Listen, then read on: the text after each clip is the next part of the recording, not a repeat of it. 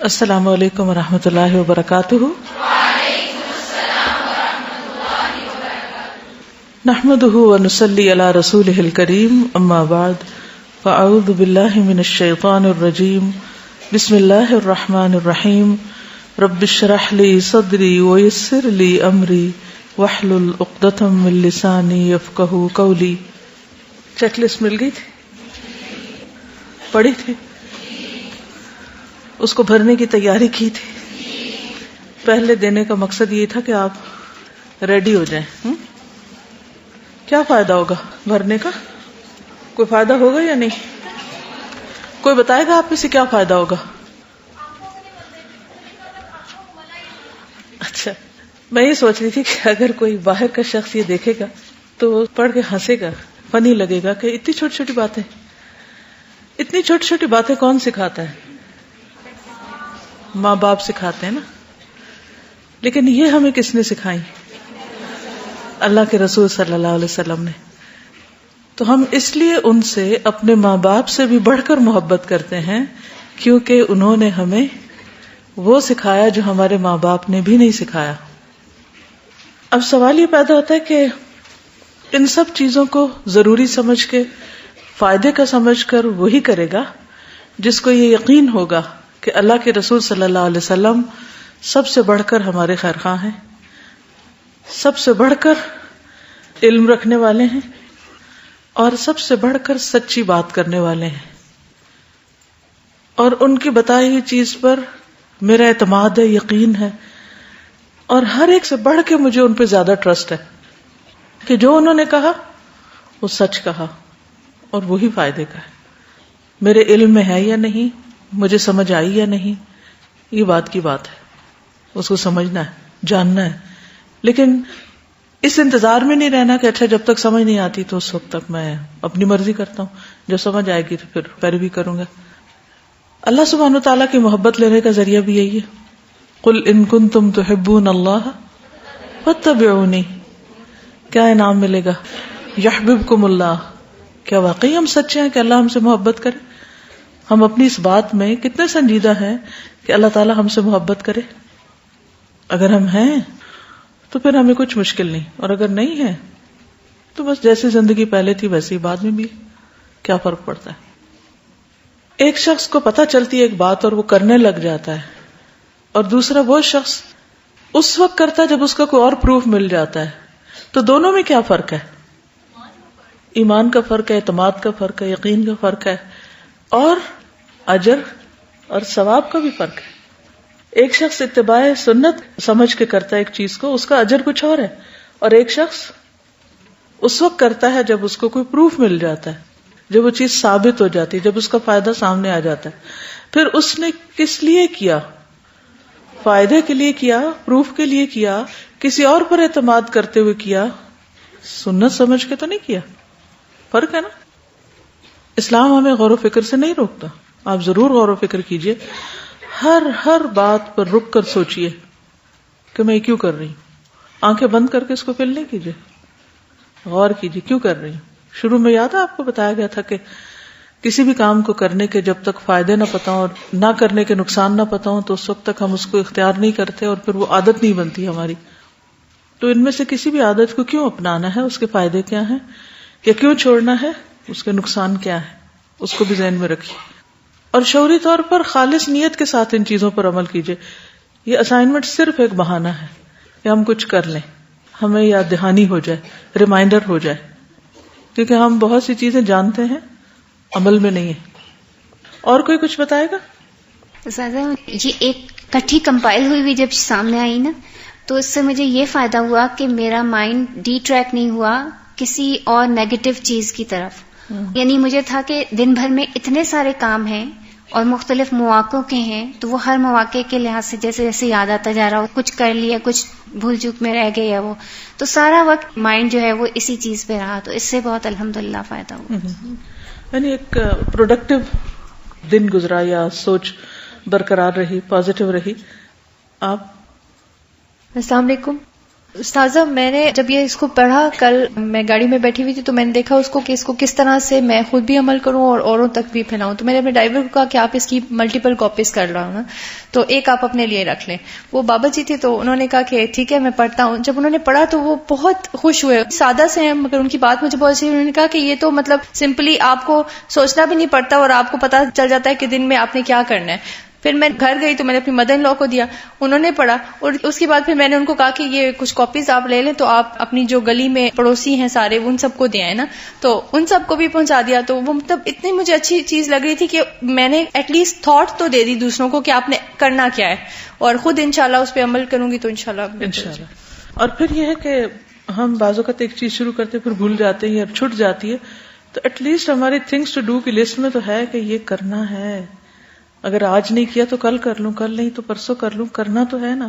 اور اگر نیت مسلسل رکھی، مثلا تہجد پڑھنے ہیں تو ہو سکتا ہے کہ وہ آپ کی حاضری لگتی جا رہی ہو کہ یہ سچا ہے اپنی نیت میں، کسی وجہ سے نہیں اٹھ پا رہا، تو نیت کا بھی اجر ہے نا اگر وہ جینوئن نیت ہوگی. ٹھیک ہے نا. جو اپنی نیت پہ سچا ہوتا ہے اللہ تعالیٰ اس سے وہ کام ضرور کروا لیتے ہیں، ضرور اس کو توفیق دے دیتے ہیں، چاہے وہ کتنا ہی مشکل کیوں نہ ہو. جی آپ؟ استاذہ میری برٹش فرینڈ تھی تو وہ ہمیشہ ایک بات کہتی تھی کہ میں یہاں رہتی ہوں تو مجھے اتنا اپنا بلیسڈ فیل ہوتا ہے کہ میں مسلمان ہوں. ہمارے پاس قرآن کی شکل میں ایک بیسک گائیڈ لائن ہے اور نبی صلی اللہ علیہ وسلم کی شکل میں ایک پرفیکٹ بینگ ہے. یہاں کے لوگ کبھی ایک ریسرچ کو فالو کرتے ہیں، پھر وہ نلیفائی ہو جاتی ہے، پھر دوسری ریسرچ کو، پھر وہ نلیفائی ہو جاتی ہے، پھر تیسری ریسرچ کو. تو جب میں نے اس کو دیکھا مجھے اتنی خوشی ہوئی کہ میں نے کہا ہمیں تو کسی ریسرچ کے پیچھے بھاگنے کی ضرورت ہی نہیں ہے. Each and everything with minute details has been told by Prophet صلی اللہ علیہ وسلم. بالکل. اور پھر یہ کہ ایک دفعہ آپ عادتیں پختہ کر لیں، بس ساری زندگی کے لیے پھر چلتے جائیں. یہ نہیں کہ کل کو آپ کو کہا جائے گا نہیں اب یہ چھوڑ دیں، اب یوں نہ کریں، ایسا کریں. یہ بھی مسئلہ نہیں. It's a very valid point. جی استاذہ ایک یاد دہانی بھی ہے نا، میں دیکھ رہی تھی کہ میں نے کچھ چیزیں پڑھی جو میں کرتی رہی ہوں کافی عرصے سے اور پھر مجھے نہیں پتا کہ میں نے وہ کب چھوڑ دی. تو وہ میں نے پڑھی تو میں نے کہا یہ تو میں کر رہی تھی اور مجھے یاد بھی نہیں کہ میں نے کب چھوڑ دی. بالکل بالکل. یہ دیکھنے سے پھر ہو جائے گا کہ نہیں یہ میں نے کرنا ہے. جی السلام علیکم. وعلیکم السلام. استاذہ میں نے اپنے بچوں کے ساتھ یہ جا کے شیئر کیا. بچے میرے کوشش بہت کر رہے ہوتے ہیں کہ وہ سنتوں پہ پہلے بھی عمل کرتے ہیں، باتھ روم میں جانے کی، باہر آنے کی، سونے کی، لیکن بہت ساری چیزیں ظاہر ہے بچے بھول جاتے ہیں. تو میں نے کل ان کے ساتھ جا کے اس کی فوٹو کاپیز کرا کے گھر میں بھی لگائی ہیں، اور میرے گھر میں بچی جو ہیلپر ہیں میری ان کو بھی دیا. وہ کافی ساری میرے ساتھ کوشش کر رہی ہوتی ہے ہر چیز پہ عمل کرنے کی. تو میں نے بچوں کو یہ کہا ہے کہ اس میں ہم marks at the end of the week آپس میں ڈسٹریبیوٹ کریں گے کون زیادہ اٹین کرتا ہے. تو بچے کل سے نا بہت انتھوزیاسٹکلی وہ اس کو فالو کرنے کی کوشش کریں، اور ہم نے تیاری کی ہے اس کی سارا. الحمدللہ. یہ تو بہت ہی اچھا ہے کیونکہ مارکس جو ہیں اگر دے دیں تو خود اینڈ میں اپنا گراف بھی بنا سکتے ہیں ہر ویک کا. ایک اور چیز یہ بھی ہے کہ جب نہیں کوئی کام کر رہے مسلسل، آپ نے دیکھا کہ پورا ویک ہی نہیں کیا، تو ان ایریاز کو پھر ریڈ کر دیں آپ اپنی لسٹ میں خود ہی کہ یہ میری ابھی عادتیں ڈالنے والی ہیں. اور پھر اپنا محاسبہ خود کریں کہ میں آخر کون سی ایسی ریزن ہے جس کی وجہ سے نہیں کر پا رہی. کرنا تو چاہیے مجھے، میں کیوں نہیں کر پا رہی، میرے اندر کیا مشکل ہے، کیا رکاوٹ ہے، تاکہ اس رکاوٹ کو دور کیا جائے.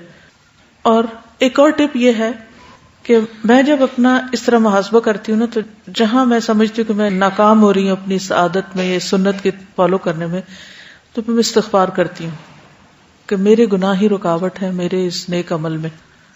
تو جب محاسبہ کریں گے تو ساتھ ہی پھر آپ رک کے استغفار بھی کریں گے سچے دل سے، اور اللہ سے رو کے دعا مانگیں کہ اللہ تعالیٰ مجھے اس نیک عمل کی توفیق عطا فرما.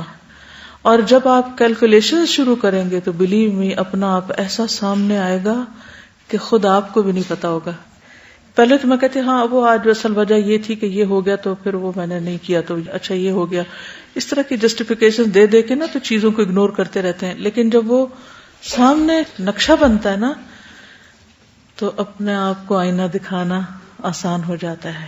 اگر واقعی آپ دیکھنا چاہیں، اپنے آپ نہ دیکھنا چاہیں تو اور بات ہے، دیکھنا چاہیں تو وہ پھر کہتے یہ میں اس عمل میں یا اس کام میں اتنی لو، اتنی نیچے، اتنی پیچھے، اور امیدیں بڑی بڑی اور عمل کچھ ہے نہیں، کیا بنے گا.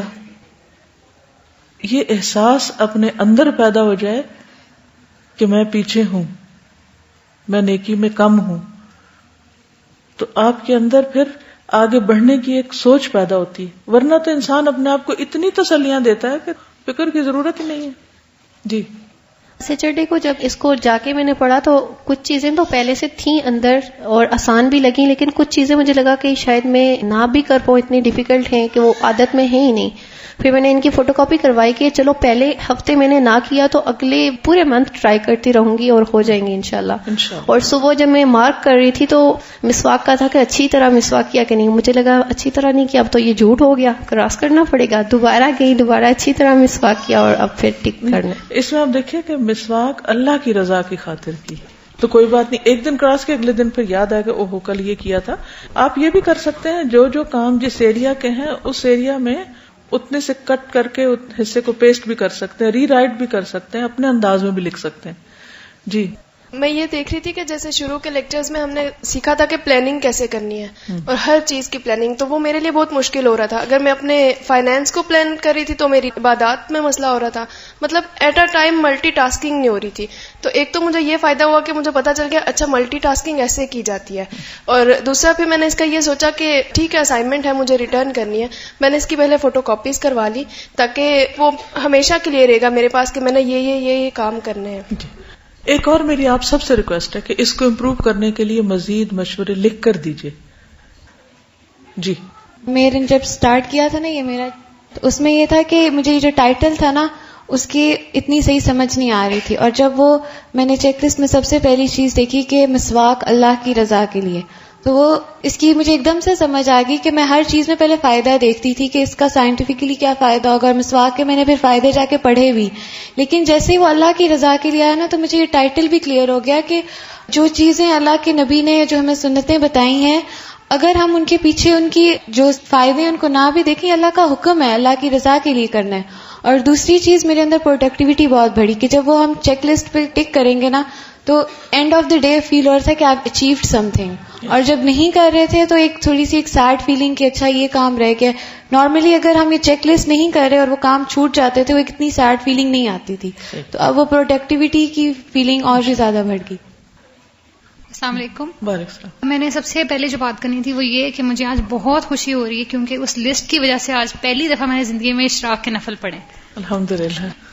جی ہم لوگوں کو بہت زیادہ کمپٹیشن ہوتا ہے نا دنیا کی چیزوں کا، اور ہمارے غم بھی اسی وجہ سے ہوتے ہیں، فلاں میرے سے اس چیز میں آگے نکل گیا، وہ اس چیز میں.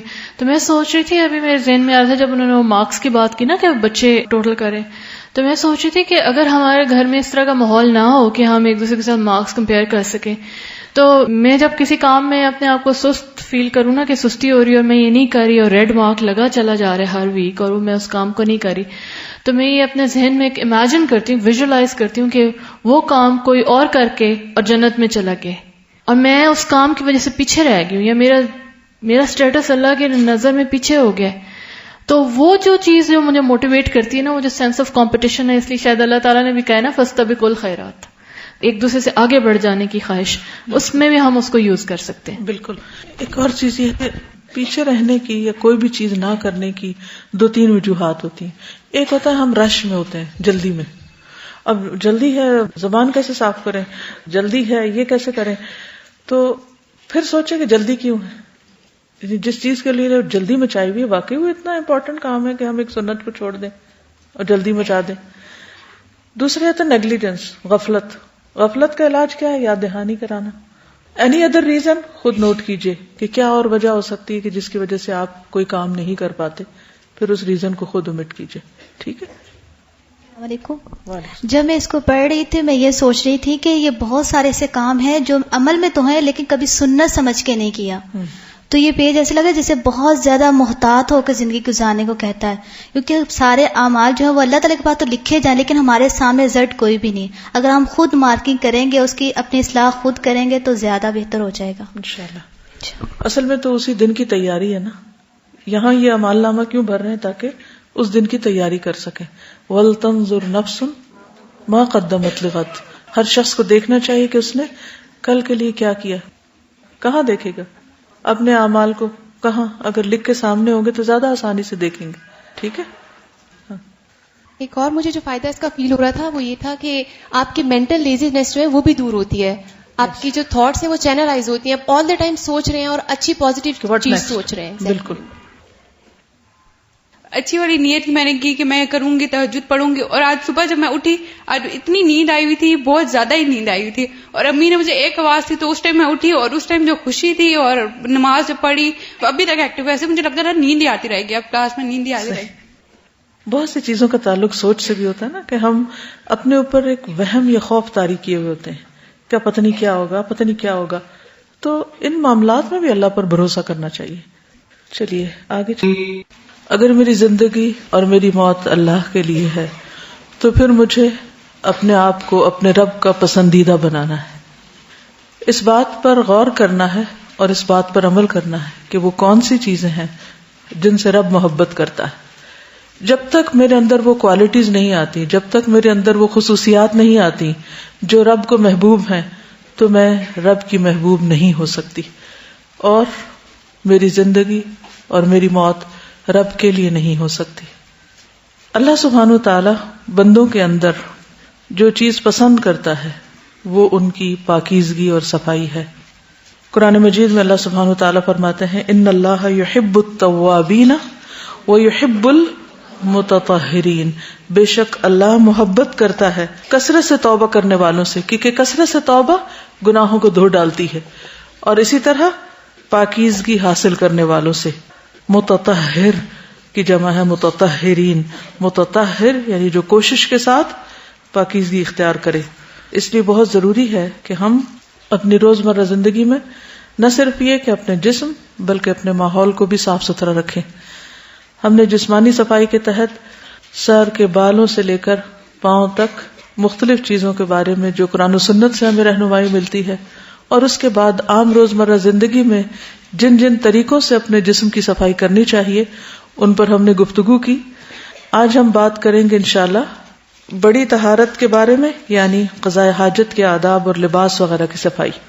ایک تو ہے کہ انسان اپنے جسم کو, اپنے منہ کو, اپنی آنکھوں کو, کانوں کو ہر طرح کی ناپسندیدہ چیزوں سے بچائے, اور اس کے ساتھ ساتھ انہیں مزید صاف ستھرا کرنے کے طریقے اپنائے. اور اس سے اگلا مرحلہ یہ ہے کہ انسان اپنے جسم اور اپنے ساتھ لگی ہوئی گندگیوں کو, جن کی وجہ سے عبادت ہی قبول نہیں ہوتی, ان کو دور کرنے کا بطور خاص اہتمام کرے. ان میں سب سے پہلے پیشاب کی چھینٹوں سے بچنا, کیونکہ اگر یہ چھینٹیں جسم پر ہوں تو عبادت بھی قبول نہیں ہوتی. تو وہ جو بات ہے کہ ان صلاتی و نسکی و محیایا و مماتی میں جو پہلا حصہ ہے ان صلاتی, وہ للہ رب العالمین نہیں ہو سکتی, کیونکہ اس بنیادی تقاضوں کو ہی پورا نہیں کرتی وہ نماز کہ جو شرائط ہیں اس کی قبولیت کی. تو ایسی نماز جس میں طہارت کا اہتمام نہ کیا گیا ہو, جسم ناپاک ہو, تو نماز قبول نہیں ہوتی. تو آپ 100 دفعہ کہتے رہے ان صلاتی و نسکی و محیایا و مماتی للہ رب العالمین, لیکن آپ کی صلاۃ اسی وقت اللہ رب العالمین کے لیے ہوگی جب اس کی پسند کے مطابق ہوگی. اور اس کی پسند کے مطابق کرنے کے لیے کیا ضروری ہے کہ اس میں سب سے پہلا قدم طہارت کا ہے, ناپاک چیزوں سے اپنے آپ کو دور کرنے کا. بررجز فہجر. نبی صلی اللہ علیہ وسلم ایک مرتبہ مدینہ یا مکہ کے ایک باغ میں تشریف لے گئے. وہاں آپ نے 2 شخصوں کی آواز سنی جنہیں ان کی قبروں میں عذاب دیا جا رہا تھا. تو نبی صلی اللہ علیہ وسلم نے فرمایا ان پر عذاب ہو رہا ہے اور کسی بہت بڑے گناہ کی وجہ سے نہیں. پھر فرمایا بات یہ ہے کہ ایک شخص ان میں سے پیشاب کی چھینٹوں سے بچنے کا اہتمام نہیں کرتا تھا اور دوسرا شخص چغل خوری کرتا تھا. یعنی ایک ایسا شخص تھا کہ جو ظاہری گندگی کا شکار تھا اور دوسرا اخلاقی گندگی کا. تو ان دونوں میں بھی ایک مماثلت ہے. پیشاب کی چھینٹیں بھی اڑتے ہیں نا, کپڑوں پہ پڑ جاتے ہیں, جسم پہ پڑ جاتے ہیں, اور چیزیں جو آس پاس کا ماحول ہوتا ہے اس میں بکھر جاتے ہیں, تو اس سے بیڈ اسمیل کے علاوہ اور بہت سی خرابیاں لاحق ہوتی ہیں. اسی طرح جو چغل خوری وہ بھی گندگی کو پھیلانے والی بات ہے, اور اس سے بھی انسان اخلاقی طور پر نجس ہو جاتا ہے, ناپاک ہو جاتا ہے, اور اس سے فتنہ فساد بھی پھوٹتا ہے. جس طرح پیشاب کی چھینٹوں سے نہ بچنے کی وجہ سے نماز تو نہیں ہوتی, لیکن اس کے ساتھ ساتھ کئی بیماریاں بھی پھیل سکتی, کئی امراض بھی جنم لے سکتے ہیں. اسی لیے آپ دیکھیں کہ کئی امراض کی تحقیق کہاں سے کی جاتی ہے؟ پیشاب کے ٹیسٹ سے. یعنی انسان کا جو پیشاب کا اسپیسیمن ہے اس سے بہت سے امراض کا پتہ چلتا ہے. انسان کے جسم کی پوری کیمسٹری اس سے سامنے آ جاتی. تو اس لیے بہت ضروری ہے کہ انسان اپنے آپ کو اپنی ہی نجاست یا اپنی ہی اخلاقی برائیوں کے شر سے محفوظ رکھے. ٹھیک ہے. پھر پانی سے طہارت حاصل کرنا. یہ جو آیت ہے ان اللہ یحب التوابین و یحب المتطہرین، کہتے کہ یہ آیت اہل قباء کے بارے میں نازل ہوئی تھی کیونکہ وہ لوگ پانی سے استنجا کرتے تھے. عام طور پر کیا رواج تھا؟ مٹی سے طہارت حاصل کرنے کا. اس سے بھی ہو جاتی، لیکن پانی سے جو تسلی ہوتی ہے وہ کسی اور چیز سے نہیں ہوتی. بعض لوگ مٹی کے بجائے ٹیشو پیپر استعمال کرتے ہیں اور اسی کو ہی طہارت کا ذریعہ سمجھ لیتے ہیں. ٹیشو پیپر سے پیشاب کے چھینٹے خشک تو کیے جا سکتے ہیں مگر صاف نہیں کیے جا سکتے.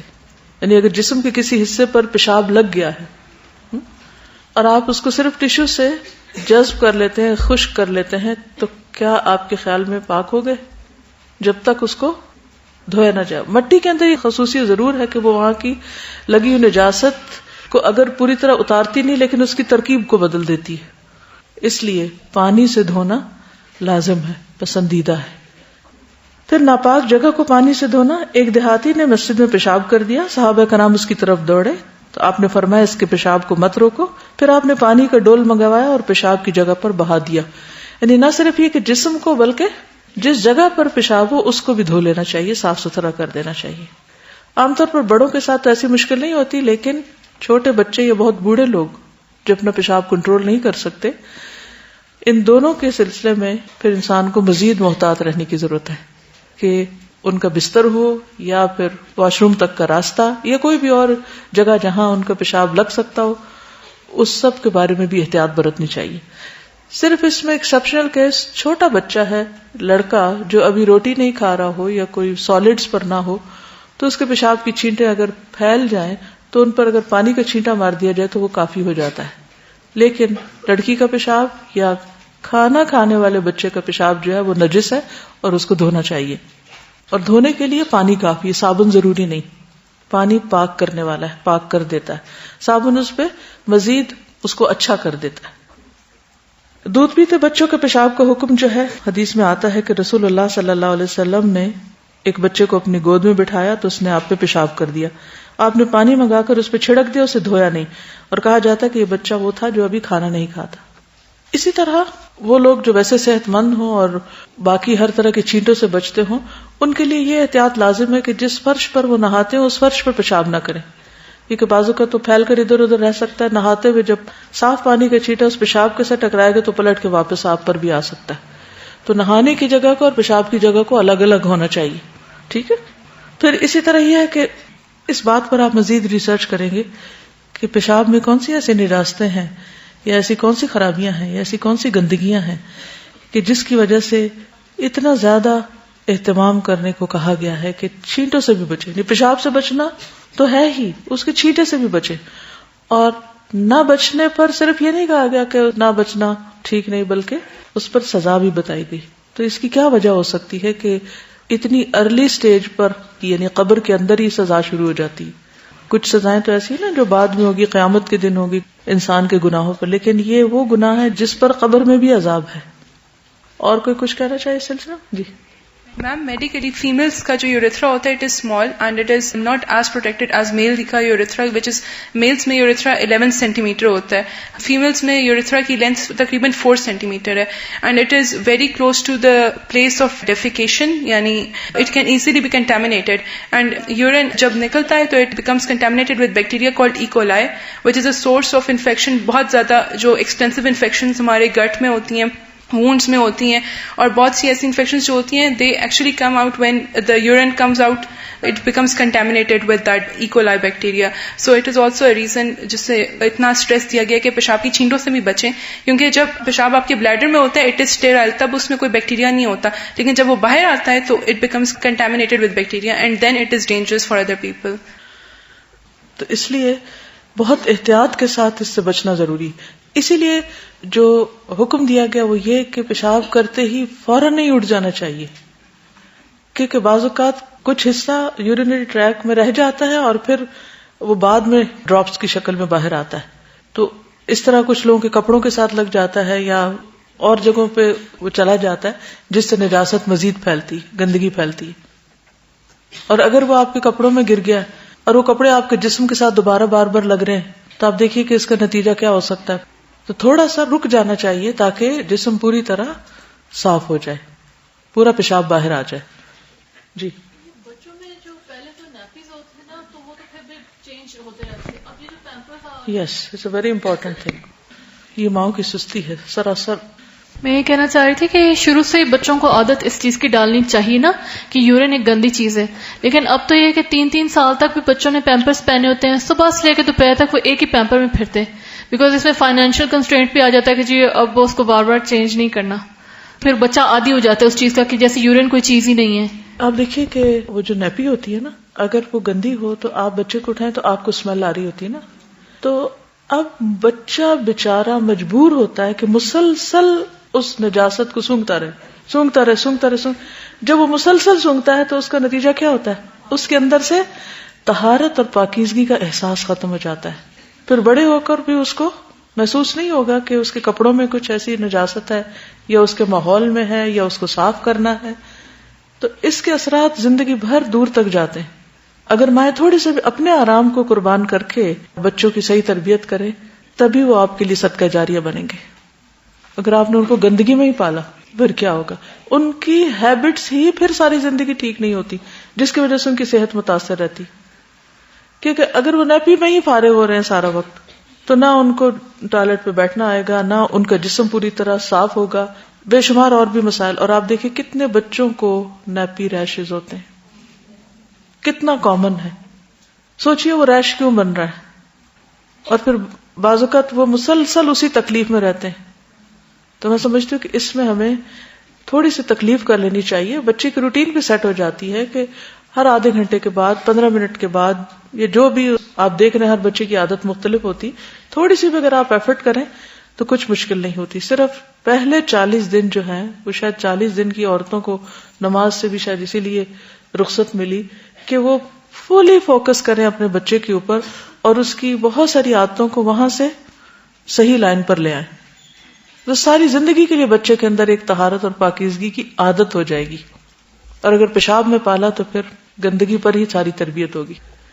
میں ایک میڈیکل سینٹر میں گئی تھی, وہاں پہ ہیپیٹائٹس اے اور ہیپیٹائٹس بی کے پیشنٹس تھے. تو وہاں ڈاکٹر نے بتایا کہ پاکستان میں 90% بچے جن کو ہیپیٹائٹس اے ہوتا ہے پھر وہ بی میں کنورٹ ہو جاتا ہے, اٹس بیکاز وہ پیشاب کر کے اپنے آپ کو یا تو ٹھیک طرح دھوتے نہیں ہیں یا اپنے ہاتھ ٹھیک طرح سے نہیں دھوتے. تو ظاہر ہے اس کے اندر بہت زیادہ کچھ ہوگا جس کی وجہ سے, کیونکہ بچوں کو بچپن سے ہی ہاتھ دھونے کی ٹریننگ ہی نہیں دی جاتی یا خود بھی نہیں دھلوائے جاتے. تو یہ سب کس کا فرض ہے؟ ماں کا, عورت کا. کیا یہ ہماری ذمہ داری نہیں؟ کیا ہمارے بچوں کے بارے میں ہم سے پوچھا نہیں جائے گا؟ ماں کا اجر کیوں زیادہ ہے باپ کی بنسبت؟ اسی وجہ سے نا. جی السلام علیکم. نارملی جو ہوتا ہے کسی بھی انسان کے یورین میں گلوکوز نہیں سیکریٹ ہوتا, لیکن ایک تو ڈائبیٹک پیشنٹس کا اور دوسرا جس کی باڈی میں تھوڑا سا بھی کوئی انفیکشن ہو جائے تو اس کے پیشاب میں پھر گلوکوز آتا ہے. اور گلوکوز بیسٹ میڈیم ہے کسی بھی بیکٹیریا کی گروتھ کا. اگر تو اس کا یورین کا ایک ڈراپ بھی کہیں فلش کے اراؤنڈ یا زمین پہ گرا ہوا رہ گیا تو وہاں پہ تھوڑے ٹائم میں ہزاروں بیکٹیریا گرو کر سکتے ہیں. اس کے بعد والے بندے کا اگر ہاتھ لگ گیا اس جگہ پہ اور اس نے دھویا نہیں, اپنے منہ کو لگا لیا یا کسی بھی طرح اس نے اس کو انجسٹ کر لیا, کھا لیا اس کو, تو وہ ملٹیپل بیماریاں اس کو, اور پھر وہ آگے ایکسکریٹ کرے گا, اس بیکٹیریا کو کیری کرے گا. تو صرف سمپل جو گلوکوز میڈیم ہم پرووائڈ کر دیتے ہیں یورین پیچھے چھوڑ کے, تو اس میں ہزاروں بیکٹیریا گرو کر سکتے ہیں. جزاک اللہ. تو جسمانی صحت اور صفائی کا کتنا گہرا تعلق ہے.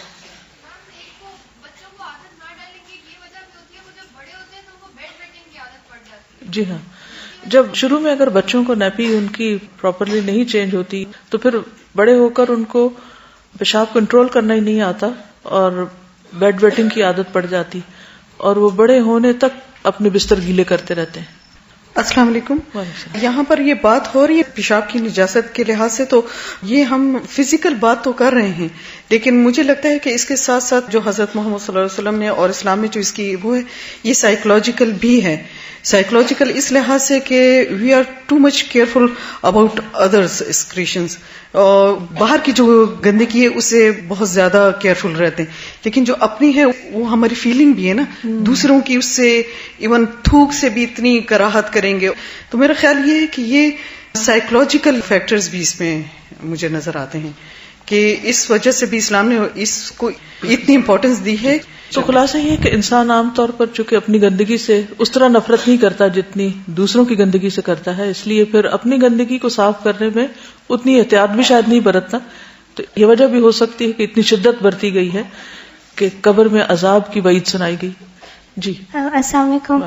استاذہ ابھی ہم بات کریں نا نیپیز کی، پیمپرس کی، وہ تو آج کل کے دور کی ہے. میں تو اس بات پہ حیران ہوتی ہوں کہ جو ہمارا دور تھا ہمارے بچپن کا، اس میں تو ایسی کوئی چیز نہیں تھی، اور ہماری مدرس نے تو ہمیں واش کیا تھا پراپرلی.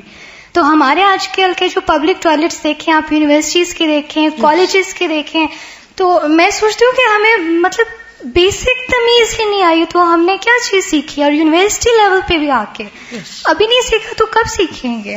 بالکل، بہت ہی اہم بات انہوں نے کی، اور وہ یہ کہ عوام کو تو بھول ہی جائیے کہ جنہوں نے کچھ پڑھا لکھا نہیں. کسی اسکول، کسی کالج، کسی یونیورسٹی، کسی دینی ادارے، کسی مدرسے، کسی مسجد، کسی جگہ کے بھی ٹوائلٹ کو جا کر دیکھیے اس کا حال کیا ہے. جس دین میں اتنی زیادہ تاکید ہے، اگر بحیثیت مسلمان ہم نے یہ پہلا سبق نہیں سیکھا. اب دیکھیے پیدا ہوتے ہی بچہ شاید کھائے بعد میں، لیکن اس کے باڈی کی جو ایکسکریشنز ہیں وہ فوراً نکلنے لگتی ہیں. تو اگر اس وقت سے پہلا سبق ہے صفائی کرنے کا، اگر اس وقت سے صفائی نہیں ماں نے سکھائی یا نہیں کی اور خود پھر کرنی نہیں آئی، اور پھر اگر باہر نکل کے ہم کسی کے گھر میں یا کسی ریسٹورینٹ میں یا کسی بھی پبلک پلیس پر ٹوائلٹ مس یوز کر کے آتے ہیں یا ادھر ادھر ڈراپس وغیرہ گرا دیتے ہیں اور اس سے دوسرے لوگوں کو انفیکٹ کر دیتے ہیں، تو کہاں تک ان خرابیوں کا سلسلہ جاتا ہے. ایسی بو والی جگہوں پر جنات تو بہت ہو سکتے ہیں لیکن فرشتے نہیں ہوتے. تو ہم میں سے جب تک ہر شخص احتیاط نہیں برتے گا تو ماحول صاف نہیں ہوگا. جب ماحول صاف نہیں ہوگا تو اس وقت تک حالت نہیں بدل سکتی. جی ٹوائلٹس میں تو گندگی بکھیرتے ہی ہیں، لیکن جو مسجد کے ساتھ وضو ایریا ہوتا ہے وہاں پہ لوگ یورین کرنے سے باز نہیں آتے. حرم میں نہیں آتے. جی بالکل. زمزم پہ بیٹھ کے پہلے زمزم کا کنواں نیچے ہوتا تھا نا، تو اوپن ایریا تھا، الحمدللہ انہوں نے بند کر دیا وہ، کیونکہ اس پہ لوگ نیچے اتر کے وہاں پر باقاعدہ نہا رہے ہوتے تھے اور ہر قسم کی گندگی وہاں پھیلی ہوئی ہوتی تھی بعض اوقات. ابھی پچھلے دنوں تھا میٹرو میں جانے کا اتفاق، میٹرو کے ساتھ وہ بنے ہوئے ہیں پریئر ایریاز، وہاں پہ وضو کے ایریا میں مجھے کچھ شک پڑا کہ ایک عورت جو ہے وہ اپنے آپ کو واش کر رہی ہے، اور اس نے بڑا سا برقع یا جو بھی چیز پہنی ہوئی تھی اس میں اپنے آپ کو چھپایا ہوا تھا کہ پتہ نہ چلے. لیکن مجھے معلوم ہو گیا، تو جب وہ فارغ ہوئی تو میں نے اس سے پوچھا، تو وہ بس آئیں بائیں شائیں بھی کرنے لگی، یعنی کہ بچے نے گندگی کر دی تھی میرے اوپر تو میں وہ دھو رہی تھی، یا اس طرح سے، مطلب she was doing urination there. انا للہ. یعنی صرف ہم اپنے آپ پر نہیں، دوسروں پر بھی ظلم کرتے ہیں ایسے کام کر کے. بچوں کو ٹرین کرنے کی جو بات ہے، تو جب میں نے کچھ عرصے اسکول میں پڑھایا تو میں نے دیکھا کہ ہم بچوں کو واش روم لے کے جاتے تھے، تو اسپیشلی بوائز، ان کو پتا نہیں تھا کہ بیٹھ کے کس طرح پیشاب کرنا ہے، یا ان کو یہ نہیں پتا تھا کہ کس پوزیشن میں بیٹھنا ہے کہ ان تک پیشاب کے چھینٹے نہ پہنچے نا. تو یہ اتنا ضروری ہے ہر ماں کو اپنے بچے کو ٹرین کرنا باقاعدہ چھوٹی عمر سے کہ اس نے کیسی پوزیشن میں بیٹھنا ہے پیشاب کے لیے تاکہ چھینٹے نہ آئیں. اور گندگی سے اتنی نفرت دلانا کہ وہ کہیں بھی ہو، کیونکہ مشکل یہ ہے نا، کچھ چیزیں تو پبلکلی ہم کرتے ہیں، وہ سب کے نوٹس میں آتے ہیں، تو اللہ سے تو کم ڈرتے ہیں، لیکن لوگوں کے ڈر سے ہی ہم تھوڑا سا احتیاط برت لیتے ہیں. وہ کام جو ہم تنہائی میں کرتے ہیں، پرائیویٹلی کرتے ہیں، تو وہاں تو ہمیں کوئی بھی نہیں دیکھتا نا، نہ ماں نہ باپ نہ بہن نہ بھائی. جب بچے بڑے ہو جاتے ہیں تو وہاں وہ کیا گندگی کرتے ہیں کیا نہیں کرتے، تو اگر بچپن سے ان کی ٹریننگ نہیں ہوئی تو بڑے ہو کے سمجھانا بھی انتہائی مشکل ہو جاتا ہے. جی ایک اور بات یہ تھی کہ جب بچوں کو ٹرین کر رہے ہوتے ہیں لوگ to go to the washroom and then come back, many of them don't wash their hands, اور جو ہیپیٹائٹس اے کی بات ہوئی، اور اس کے علاوہ گیسٹرینٹرائٹس جو پاکستان میں انڈیمک ہے، گرمیوں کے اندر ہر دوسرے بندے کا پیٹ اس لیے خراب ہوتا ہے کہ باتھ روم جانے کے بعد ہینڈز پراپرلی واش نہیں ہوتے اور انہیں ہاتھوں سے پھر ہم کھاتے ہیں. تو ہیپیٹائٹس اے اور یہ جو باقی گیسٹرینٹرائٹس اور ڈائریا کے جو پرابلمس ہوتے ہیں یہ اس وجہ سے ہوتے ہیں. ہیپیٹائٹس بی جو ہوتا ہے اس کا اسپریڈ ڈفرینٹلی ہوتا ہے، وہ موسٹلی تھرو بلڈ سے ہوتا ہے، لیکن آپ کا جو ہیپیٹائٹس اے اور گیسٹرینٹرائٹس، اور ایک خاص طور پہ پاکستان میں گیسٹرک جو ڈیزیزز ہیں نا، جس ہم کہتے ہیں کہ تیزابیت ہو رہی ہے، السر بن گیا پیٹ میں، اس کی ریزن یہ ہوتی ہے کہ دیر از اے جرم کالڈ ایچ پائلوری، جو کہ اپروو ہوا ہے کہ it is spread through the oro faecal route, یعنی کہ آپ گندے ہاتھوں سے کھاتے ہیں اور پھر یہی آپ گندگی پھیلاتے ہیں، وہاں پہ مکھیاں آتی ہیں، وہ مکھیاں پھر یہ جراثیم پھیلاتی ہیں اور آپ کے پیٹ میں جا کے جراثیم السر کاز کرتے ہیں، پھر آپ کو بلیڈنگ بھی ہوتی ہے، اور اس کے علاوہ بعد میں that ulcer can turn malignant, it can turn into a cancer, وہ السر آپ کو ایک کینسر میں بھی تبدیل ہو سکتا ہے. تو یہ جو ہمارے مدرس کو خاص طور پہ جو ہے بہت زیادہ ان کو ہوتا ہے کہ جو بچے کو ہاتھ دھونے کی عادت نہیں ہوتی، اور پھر جب بچپن سے عادت نہیں ہوتی تو پھر بہت سارے بڑے لوگ بھی پراپرلی ہاتھ نہیں دھوتے ہیں، اور یہی وجہ ہے کہ ہمارے وارڈز میں گرمیوں کے اندر سب سے زیادہ کیسز گیسٹرینٹرائٹس کے ہوتے ہیں. استاذہ، یہ بچوں کے واش روم کا ذکر ہو رہا تھا تو اس سے مجھے خیال آیا کہ اتنی امپورٹنٹ چیز ہے کہ میرے جیسے بچے ہیں ان سے اگر پوچھو کہ جی فلاں اسکول ہمیں بہت ہی برا لگتا ہے، کیوں برا لگتا ہے؟ اس کے واش رومز گندے ہوتے تھے، اور فلاں جگہ ہمیں اس لیے اچھی لگتی ہے کہ اس کے واش رومز اچھے ہیں. تو یہ اتنی سائیکولوجیکل چیز ہوتی ہے کہ اس سے پوری آرگنائزیشن کے فیل کا پتہ چلتا ہے کہ وہ کس طرح کے وہاں لوگ کسی کے گھر کا، آرگنائزیشن کا، کسی کی شخصیت کا، پرسنالٹی کا آغاز تو یہیں سے ہوگا نا، پہچان تو یہی ہے. تو اس سے آپ اندازہ کریں کہ آپ سب کا تعاون کتنا ضروری ہے دین کی صحیح نمائندگی کے لیے. یہ پہلی تبلیغ ہے جو ہم اپنے عمل سے کرتے ہیں. استاذہ، یہ بیسیکلی مدرز یا جو بڑی سسٹرز ہوتی ہیں ان کا رول ہوتا ہے بچوں کو ٹرین کرنے میں. پہلے شروع سے پیمپرز پر لگا دیا جاتا ہے کہ بچے بیڈ پر ہی جو کرتے ہیں، لیکن اس کے بعد جب وہ بڑے ہو کر بیڈ ویٹنگ کرتے ہیں تو پیرنٹس اتنا زیادہ ان کو اسکول کرتے ہیں، اتنا زیادہ ڈانٹا جاتا ہے، جس کے بعد وہ بچے سائیکولوجیکلی جو ہے وہ ill ہو جاتے ہیں. بالکل صحیح. یعنی پہلے اپنی کوتاہی سے ان کو ٹریننگ نہیں دی جاتی، پھر بڑے ہو کر جب وہ عادی ہو جاتے ہیں اور اس طرح کا کوئی ان سے فعل سرزد ہو جاتا ہے تو ڈانٹ ڈپٹ کے علاوہ مار بھی بازو کا پڑتی، اس سے بچوں کے اندر ایک خوف پیدا ہو جاتا ہے. حالانکہ نبی صلی اللہ علیہ وسلم نے وہ بدو جو پیشاب کر رہا تھا اور صحابہ اس کو روکنا چاہ رہے تھے، آپ نے منع کر دیا. ایسی زندگیاں کیسے ہم اللہ کی نظر کر سکتے ہیں؟ کیسے کہہ سکتے ہیں کہ میری زندگی رب العالمین کے لیے؟ وہ تو ہمیں ظاہر میں بھی اور باطن میں بھی اور عالم الغیب والشہادہ، حاضر میں بھی اور غائب میں بھی، ہر جگہ جانتا ہے، ہر جگہ دیکھتا ہے. جہاں کوئی نہیں دیکھتا وہ دیکھتا ہے کہ ہم کیا کر رہے ہیں. واللہ یعلم ما تصنعون. نیکسٹ ہم دیکھتے ہیں لباس کی صفائی.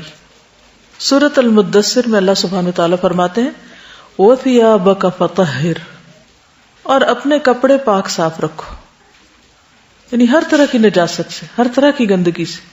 جابر بن عبداللہ فرماتے ہیں کہ رسول اللہ صلی اللہ علیہ وسلم ہمارے پاس تشریف لائے تو ایک آدمی کو دیکھا کہ اس کے کپڑے میلے کچیلے تھے. آپ نے فرمایا کیا اسے کوئی ایسی چیز میسر نہیں جس سے یہ اپنے کپڑوں کو دھو سکے، یعنی اپنے آپ کو صاف کر لے.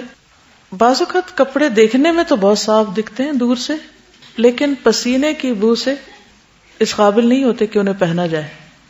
کیونکہ کچھ لوگ جنہیں مختلف جگہوں پر اپنے آپ کو مختلف طریقے سے پریزنٹ کرنا ہوتا ہے، بعض اوقات بہت قیمتی لباس پہنتے ہیں، تو وہ اس کو اگر دھوئیں گے یا صاف کریں گے تو اس لباس کی شان و شوکت ختم ہو جائے گی. تو پھر وہ بار بار اسی لباس کو پہنتے ہیں، گندے لباس کو پہنتے ہیں. اور گندگی سے مراد یہاں نجاست نہیں بلکہ پسینے کی گندگی اور بو وغیرہ ہے. تو اس کا نقصان کیا ہوتا ہے کہ ان کی وجہ سے پورے ماحول کی صفائی متاثر ہوتی، اور پسینہ جو نکلتا ہے وہ بھی ایسیڈک ہوتا ہے، اور پھر وہ جب کپڑوں کے اندر رہ جاتا ہے اور پھر آپ ان کو دھوتے نہیں اور پھر دوبارہ وہی پہن لیتے ہیں. پھر کچھ عرصے کے بعد بعض کپڑے تو 6 مہینے کے بعد نکال کے دوبارہ ویسے ہی پہن لیے جاتے ہیں. تو اس سے عبادت کی روح اور اوور آل جو ایک صفائی کا احساس ہے وہ ختم ہو جاتا ہے. اس بارے میں مزید کچھ کہنا چاہیں تو کہیے، ورنہ میں آگے چلوں گی.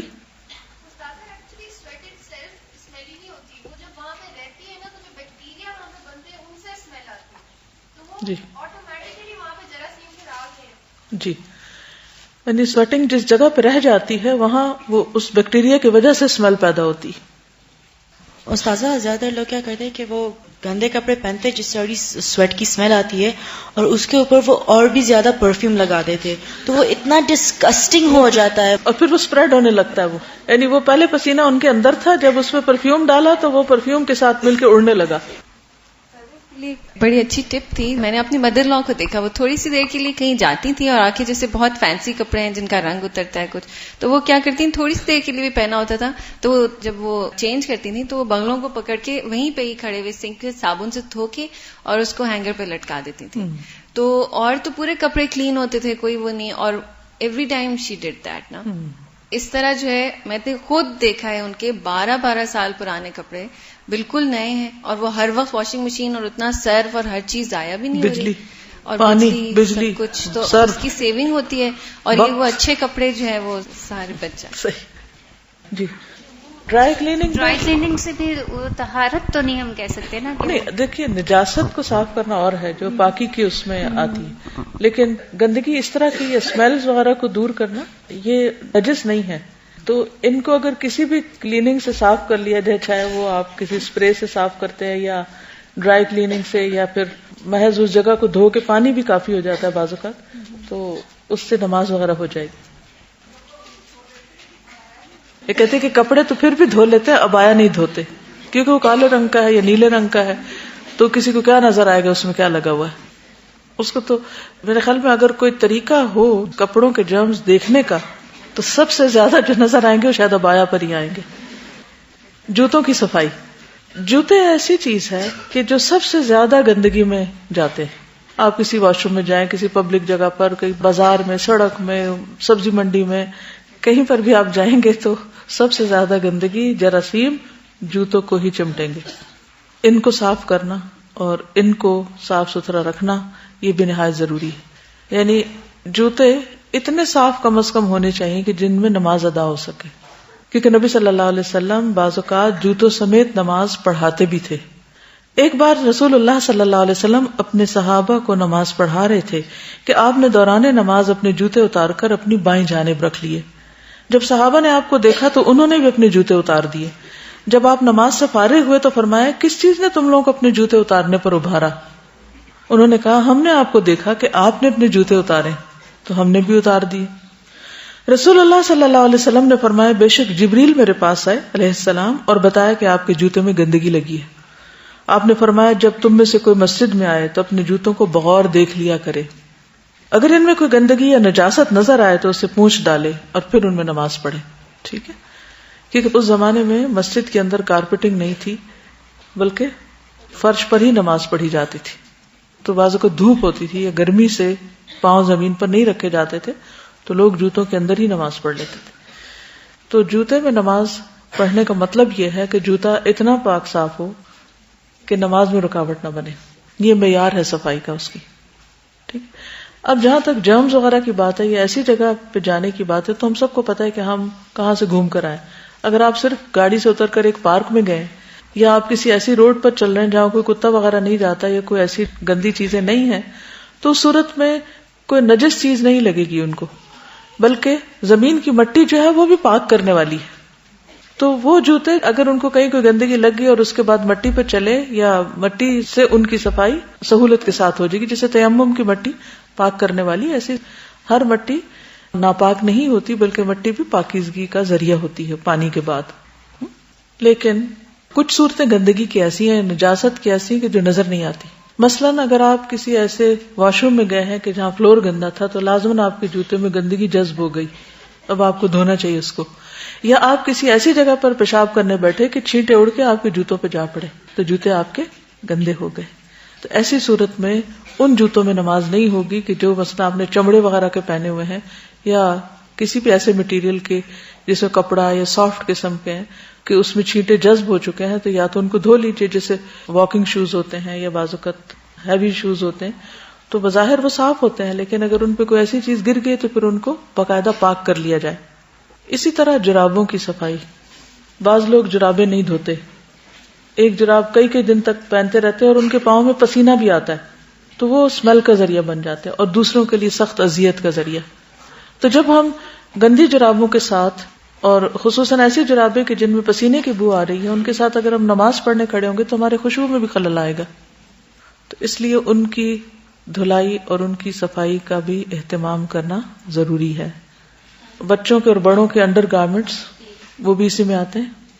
جوتوں کی صفائی کے متعلق کوئی ٹپ دینا چاہے کوئی؟ جی. ساکس اکثر فریکوینٹلی چینج نہ کی جائیں یا پاؤں دھوئے نہ جائیں تو اس کی وجہ سے فنگرز میں فنگس لگ جاتا ہے، تو وہ نیلز اور کافی آگے جا کے مطلب ڈیمیج کر سکتا ہے اسکن کو. صحیح. اسپیشلی ایتھلیٹس وغیرہ جو ہے، اسپورٹس مین وغیرہ، ان کا کیونکہ ان کو پسینہ زیادہ آتا ہے نا، ڈیزیز ہوتی ہے ایتھلیٹس. بالکل. تو وہ یہی پسینے کی وجہ سے ہوتی ہے کہ وہ ان کے ساکس بہت زیادہ گندے ہوتے رہتے ہیں. جی، بند جوتے اور گند چینج نہیں ہوتے. بالکل. السلام علیکم.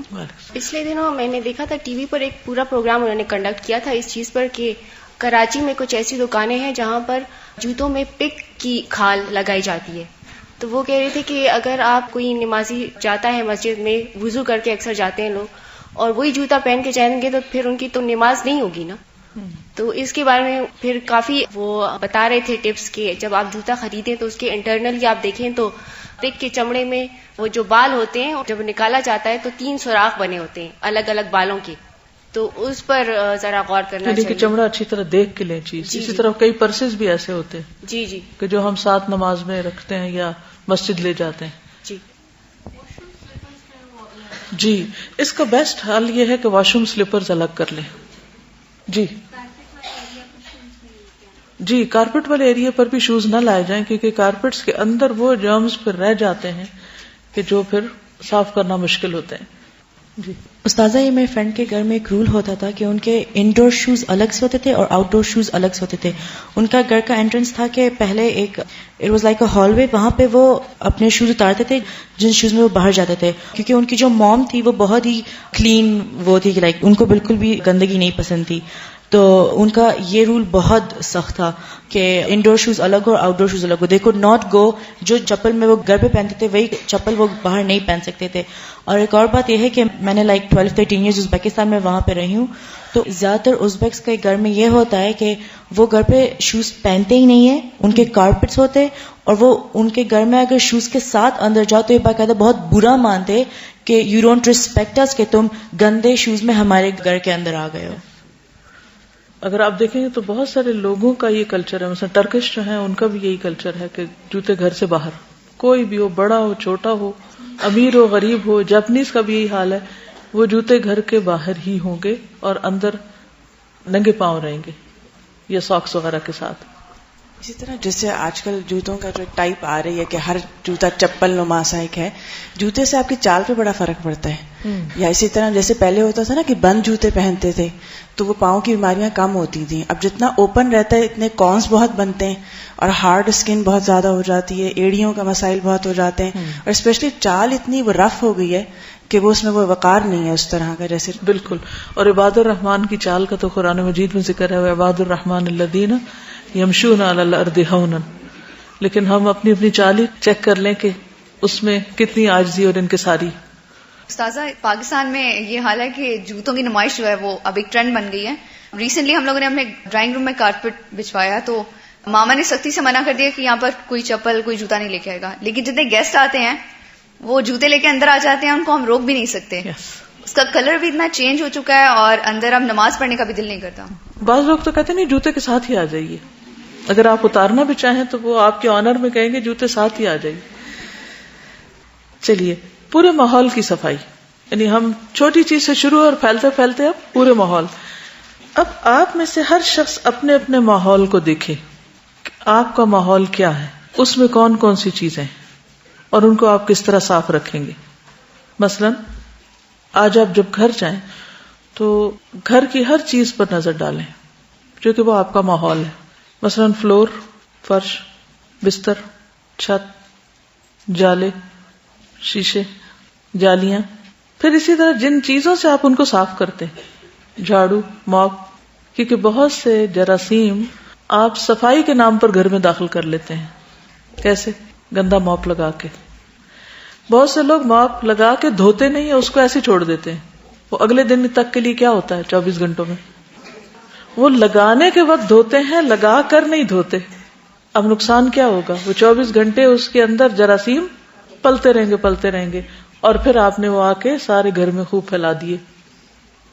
پھر اسی طرح کچن میں گئے آپ، آئیڈیل مسلمہ کچن میں ہیں، اپنے برتنوں کا حال دیکھیں، کچن کا فلور دیکھیں، کچن کے پائپ دیکھیں، واش بیسن دیکھیں، جس اسپنج کے ساتھ آپ برتن دھو رہے ہیں ذرا اس کی حالت دیکھیں، جس اسٹیل وول سے آپ اسکریچ کرتے ہیں مختلف برتنوں پہ لگی ہوئی سخت چیزوں کو ذرا اس کو کھول کے دیکھیں. پھر اسی طرح جو مکھیاں گھوم پھر رہی ہیں مختلف چیزوں پہ بیٹھ جاتی ہیں، رات کے وقت کچن سے نکلتے ہوئے دیکھیں کہ کون کون سی چیز کھلی ہے، کیونکہ رات کے وقت سال میں ایک دن ایسا ہوتا ہے جس میں بلائیں اترتی ہیں، بیماریاں اترتی ہیں، اور جو برتن کھلا ہوتا ہے اس کے اندر چلی جاتی، پھر اسی میں ہم پانی وانی پی لیتے ہیں، کھا لیتے ہیں. تو کھانے کو ڈھکنا اور گرد و غبار سے بچانا، مکھیوں سے بچانا. پھر اس کے بعد آپ واش روم کا حال دیکھیے، جس جگہ پر آپ نے شیمپو اور سوپ رکھا ہوا اس کا حال دیکھ لیجیے. واش روم کے موپ اور واش روم کا جو وائپر ہے اس کو دیکھ لیجیے کہ وہ کتنے کیڑوں کی آرام گاہ ہے. کموڈ کا برش دیکھ لیجیے اور اس کے نیچے کھڑا پانی دیکھ لیجیے، وہ پانی کہاں سے آیا یہ بھی سوچ لیجیے. ٹوتھ برش، اور پھر سارے گھر والوں کے ایک ہی جگہ کٹھے ایک دوسرے سے ٹکرا رہے ہوتے ہیں وہ. جی ٹائلز آپ دیکھیں. پھر لانڈری جہاں آپ کپڑے دھوتے ہیں، واشنگ مشین کا حال دیکھیے، فلور دیکھیے، جہاں آپ نے سرف وغیرہ اور چیزیں رکھی ہوئی ہیں اس جگہ کو دیکھ لیجیے. ان سب چیزوں کا جائزہ لیجیے کیونکہ یہ سارا کچھ ہمارا ماحول ہے. ہم اگر آدھ گھنٹہ بھی لانڈری والے ایریا میں کھڑے ہو کر کام کر رہے ہیں تو اس میں جتنی سڑاند اور جو گندگی ہے وہ کون انہیل کر رہا ہے؟ کام کرنے والا ہی کر رہا ہے، خود آپ ہی اس کو سفر کر رہے ہیں، یعنی اس سے آپ ہی کو تکلیف ہو رہی ہے. کچن میں اگر گندگی ہے تو کس کو تکلیف ہے؟ آپ ہی کو ہے نا. اب ان ساری چیزوں کو صرف وہاں نہ دیکھیے، کیونکہ مومن غور و فکر کرتا ہے نا کہ یہ چیز مثلا ایک گندا اسپونج جو رات بھر گندگی میں پڑا رہا، صبح اٹھ کے آپ نے اسی سے جلدی سے کپ دھو اور اس میں چائے پی رہے ہیں، تو کیا وہ صاف ہے کپ جو بظاہر دیکھنے میں صاف ہے؟ پھر جو واشنگ لیکوڈز ہم یوز کرتے ہیں، بعض لوگوں کو برتن دھونے نہیں آتے، کپڑے دھونے نہیں آتے، کپڑے دھوئیں گے ابھی اس کے اندر صابن ہوگا بس نکال دیں گے. بعض لوگ برتن میں ابھی پوری طرح وہ صاف نہیں ہوا وہ صاف سمجھیں گے، اسی میں کھانا کھا لیں گے. تو اس طرح کتنے ہی انوانٹیڈ کیمیکلز گندے برتنوں اور گندے کپڑوں اور ان سب کے ساتھ ہمارے اندر جا رہے ہوتے ہیں، ان کے اثرات چاہے وہ اسکن کے ذریعے چاہے منہ کے ذریعے. پھر اسی طرح سبزیوں یا فروٹ وغیرہ کو جب ہم لا کے رکھتے ہیں یا پھر دھوتے ہیں یا پھر بعد میں جو کٹائی ہوتی ہے اور جو اس کا ویسٹیج ہوتا ہے اس کو کتنی دیر کھلا رکھتے ہیں، کہاں ڈمپ کرتے ہیں. ترقی یافتہ دنیا میں ہر چیز کو ڈمپ کرنے کا الگ الگ ڈبہ ہوتا ہے. فوڈ الگ میں جاتی ہے، یعنی ریسائکلنگ جو ہوتی ہے، کاغذ الگ میں جاتے ہیں. اسی طرح شیشہ وغیرہ، بیٹری کے سیلز، ان سب چیزوں کو ڈسپوز آف مختلف طریقے سے کیا جاتا ہے. اور مختلف کلرز کے ڈبے گھر کے باہر رکھے جاتے ہیں ہفتے میں 1 یا 2 دن، جس میں مختلف چیزیں ہوتی ہیں اور مختلف گاڑیاں گزرتی ہیں. ایک فوڈ اٹھاتی ہے، دوسری کاغذ وغیرہ اٹھاتی ہے، تیسری باقی گھر کا جو ویسٹیج ہے اس کو اٹھاتی ہے. اگر آپ اس کو مکس کریں گے تو آپ کو جرمانہ پڑے گا. ہمارے ہاں ری سائکلنگ کا کوئی انتظام ہی نہیں، سوچ ہی نہیں. کسی بھی جگہ پر آپ کسی بھی ہائی وے پہ سفر کیجیے اور آس پاس اڑتے ہوئے پلاسٹک کے لفافے دیکھیے کہ ہمارے پورے ماحول کو کتنا گندا کر رہے ہیں. اور ان چیزوں کو جلانے کے بعد جو پولوشن ہوتی ہے، جو دھواں ہوتا ہے، وہ ہماری صحت کے لیے کتنا نقصان دہ ہے. آج پوری دنیا میں یعنی کہ گلوبل وارمنگ کے طور پر ماحول کی صفائی جو ہے یا پولوشن جو ہے وہ ایک بلا بنی ہوئی، ایک عذاب بنا ہوا ہے. لیکن ہمارے ہاں تو ابھی شعور بھی نہیں ہے اس چیز کا، جس چیز کو ایک بلا کے طور پہ دیکھا جا رہا ہے. اور اس سے نبٹنے کے لیے کتنی تنظیمیں وجود میں آ چکی ہیں اور کتنی بڑی بڑی ریسرچ ہو رہی ہے اس پر. ہم کب جاگیں گے؟ کیا واقعی ہم دین پر عمل کر رہے ہیں؟ کیا ہم یہ دعویٰ کر سکتے ہیں؟ محیایا جو ہے میری زندگی، وہ ان ساری چیزوں کا مجموعہ ہے جہاں میں دن کا کچھ بھی حصہ گزارتی ہوں. پھر آپ اپنی ورک پلیس پہ ہیں، اپنے اسٹڈی ٹیبل پر ہیں، صرف اپنے اسٹڈی ٹیبل کو ہی دیکھ لیجئے کہ اس کی صفائی کا کیا حال ہے.